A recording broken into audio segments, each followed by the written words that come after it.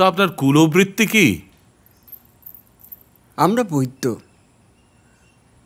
ওষুধ বিশুদ্ধ দেওয়া, গ্রামবাসীদের চিঠিপত্র লিখে দেওয়া।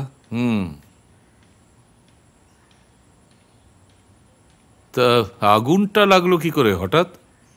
জানি না মহারাজ। কেউ ইচ্ছে করে লাগিয়েছে? কাউকে সন্দেহ হয়?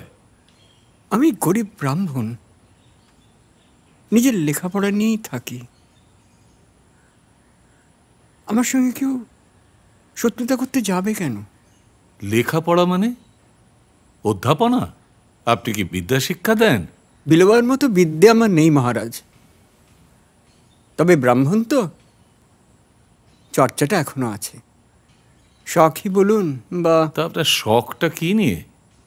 বৈতংশিক ব্রাহ্মণদের কথা নিশ্চয়ই জ্ঞাত আছেন আপনি। না, মানে মনে পড়ছে না। বিতংশ মানে পাখি ধরার জাল, মানে ফাঁদ একরকম। আর বৈতংশিক? সাধারণত রাজবয়স্য হতেন তাঁরা। রাজারা মৃগয়া গেলে সঙ্গে যেতেন। বৈতংশিক ব্রাহ্মণদের এমন ক্ষমতা ছিল যে পাখির ডাক নকল করে পক্ষীদের এক জায়গায় টেনে আনতে পারতেন তাঁরা। আচ্ছা। এ ধরনের লুপ্তপ্রায় বিজ্ঞানেই আমার আগ্রহ। যে দু একখানা পুঁথি এখনো অবশিষ্ট আছে তাদের খোঁজ করি, একা বসে বসে নকল করি। না, আপনি সত্যিই গুণী মানুষ, আর গুণীর কদর করা রাজকর্তব্য।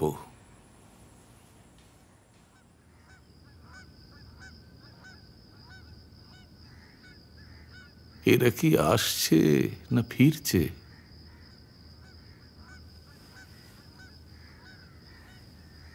আগে ফিরছে, শীতকাল তো শেষ হয়ে এলো।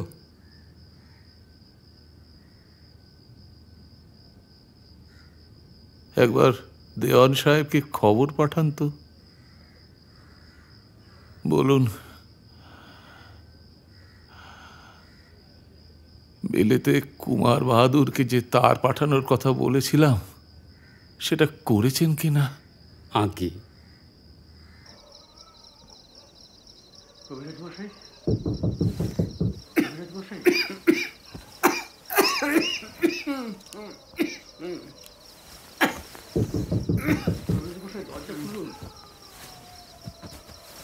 খুলছি।